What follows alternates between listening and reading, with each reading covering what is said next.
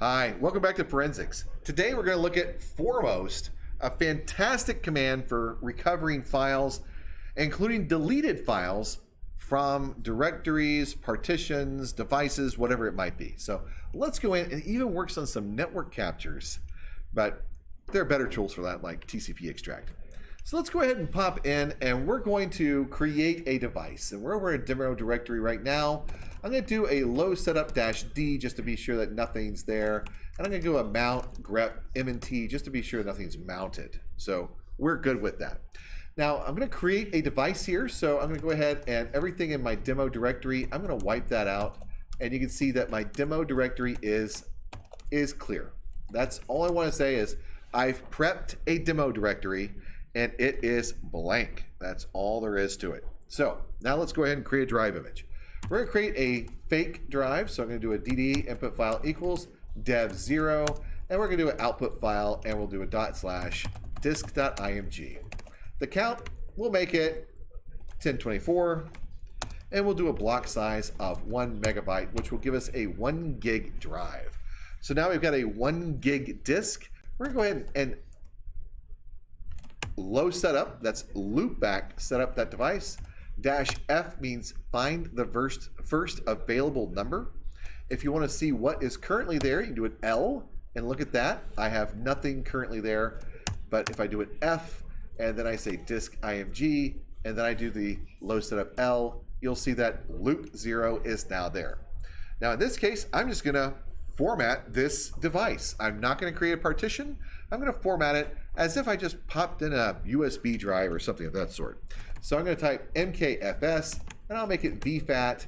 And well, if you're wondering what your options are, you can type mkfs dot and do tab, and those are the built-in systems I have on my computer. You should see the ones that you have on your system. If you are missing something, go ahead and do an app cache search and find whatever file system you're looking for and download it. So in this case, I'm going to do vfat.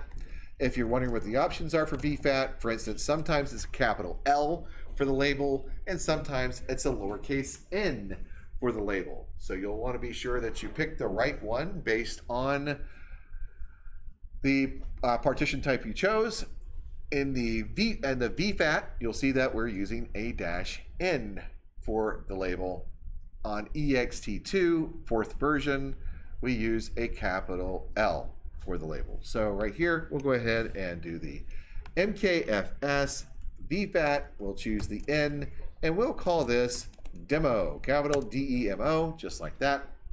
We don't need to do anything else with it.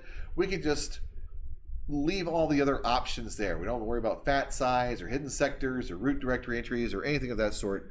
We can just leave it just like that and tell it what we want to do, which is dev loop 0. There we go. Right there.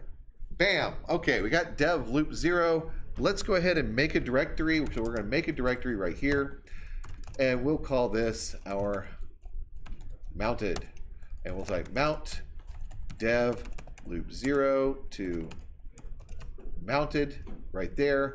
And if we look in the mounted directory, you can see that that is now there. If we want to see if it is mounted, you can type mount grep mounted, and you will see that we do have that right there mounted from dev loop 0 in the mounted directory. So we can put files there now. And so in this case, it's a 1 gig partition, and if we want to create some images there or copy some images there, we can go through and copy images over to it. So I'm going to copy images. So I'll copy something from pictures. Let's copy it from home, Poteete, pictures. See, I got Geneva pictures, star, /mounted right there. And I'll look in mounted, see if we got anything there. Okay, we got some stuff there. Yeah, looks good. Got a bunch of stuff there. Now, if we want some other documents in there, let's say some PDFs, we can go through and copy some PDFs, documents, and we'll do star PDF to mounted here. And we have some PDFs in there then, so we have that in the mounted directory. Let's go ahead and umount mounted And now that we've done that, we're going to losetup -D, enter. Then losetup -L, and you'll see that we no longer have anything in the loopback setup after the -D, which gets rid of everything. Lowercase d to get rid of individual mounts. Capital D gets rid of everything. So now we are left with a disk image. How do we cover files from this disk image? Well, in comes foremost. If you don't have foremost, of course you can do apt get install foremost, do a -Y, then you don't have to press Y later on and press enter later on. So there's foremost. Now foremost has some pretty common features on there. There's indirect block detection. You can be verbose about it. You can choose an input file. You can choose be quick. There are a bunch of options on there. So let's go ahead and look at that. So over here, we can choose specify file type, what we're looking for. We don't know, so we're not going to do that. Turn on indirect block detection. That's good for Unix file systems. So we're not working with a Unix file system. We're working with a FAT32 system. So there we go. We don't have to worry about that. Specify input file. We will have to do that. So we will have to give it an input file, which is going to be our disk.img file. And over there with the write all headers, perform no error detection, corrupted files. This may be a good option for you. In this case, we don't have to worry about it because we created this file just now. It was all zeros. There's no corruption on this disk unless there's some kind of weird physical corruption on my actual hardware, which is not beyond possibility. Okay, so we'll throw it in there. It won't hurt anything. Over here, only write the audit file. We don't want to do that unless you're doing something where you're just trying to see, is there information on the drive? Set the output directory. This over here defaults to the name output if you don't put anything there. So we're going to just not put anything, let it go to output. This set configuration file, we're not going to mess with the configuration file. This is the quick mode. We're not going to do quick mode. Quiet mode, we're not going to do quiet mode. And verbose mode, we will be using verbose. So maximum verbosity on this. We'll do a foremost. Remember, we do not need the indirect block detection, so we can leave that off. We are going to choose the V for being verbose, A for if you encounter any kind of corruption, I for choosing the image. We're going to use disk image, and then -O, which will automatically output to the output directory. So we'll press enter on that.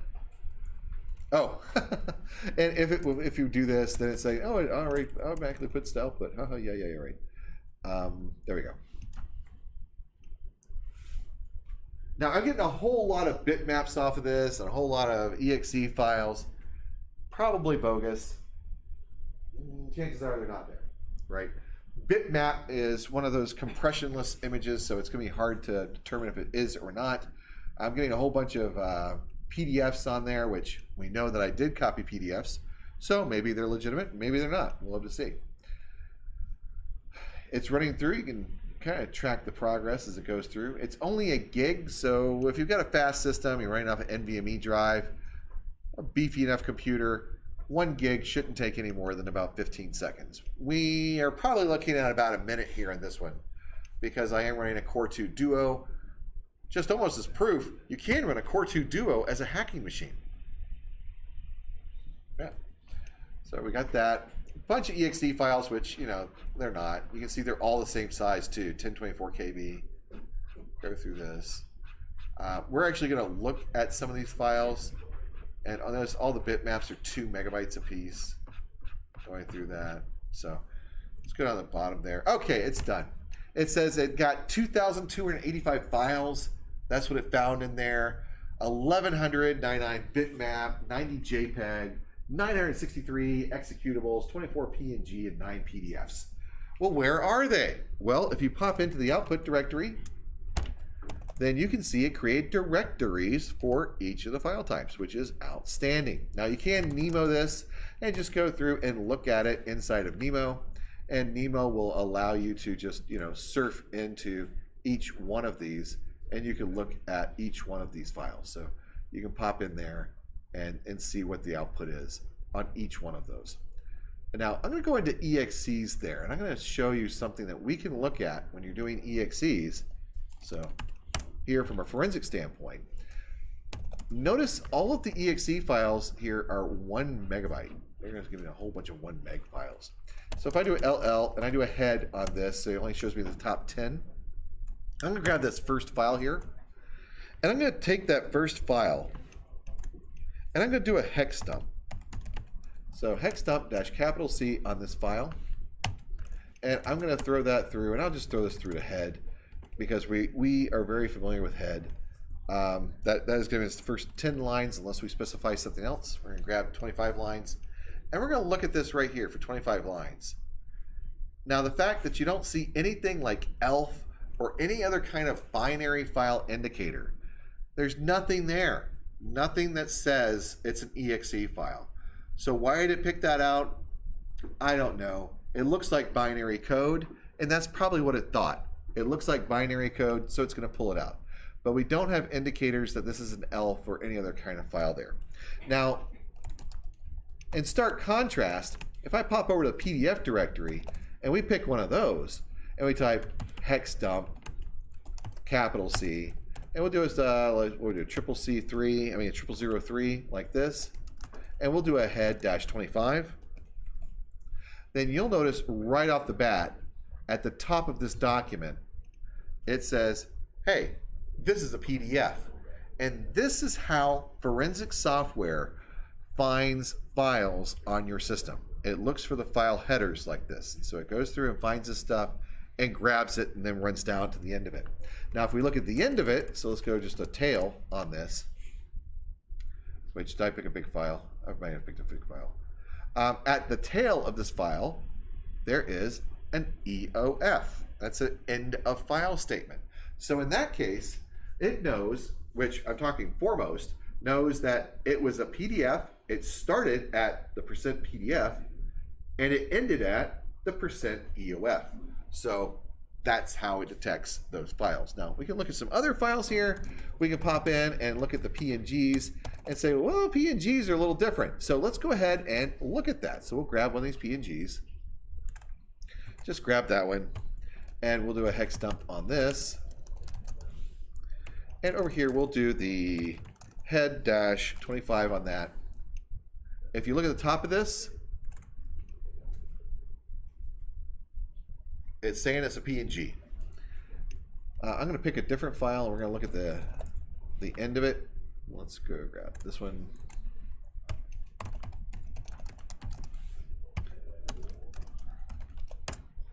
Over there. And over here, it's got some interesting little notes on here, and it's got an I and B, those kind of things inside that file. We could go through and look at all the files like this. So we could feed each file in, do a tail, and we can look at the end of each file to see what kind of consistency you get in those files. That is it. Oh, hexdump, if you're not familiar with hexdump, you can go, of course, download it, or you can look at it.